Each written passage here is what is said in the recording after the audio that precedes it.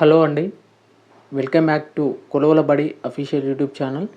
Friends, ఈరోజు వీడియోలో డిఎస్సికి సంబంధించి ఒక లేటెస్ట్ అప్డేట్ రావడం జరిగిందండి. ఫ్రెండ్స్, ఇక నేడు డిఎస్సి తెలంగాణ డిఎస్సికి సంబంధించిన ఫలితాలు విడుదల చేస్తున్నట్లు కూడా ఒక కీలక అప్డేట్ అనేది రావడం జరిగిందండి.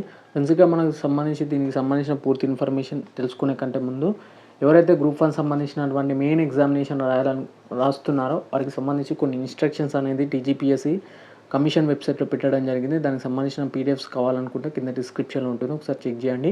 ఫ్రెండ్స్, ఇక తెలంగాణ డిఎస్సి ఫలితాలు నేడు విడుదల కానున్నట్లు కూడా స్కూల్ ఎడ్యుకేషన్ అధికారులు అయితే చెప్పడం జరిగింది. తాజాగా సచివాలయంలో ఉదయం 11 గంటలకు సీఎం రేవంత్ రెడ్డి ఈ ఫలితాలను విడుదల చేయనున్నట్టు తెలుస్తుంది.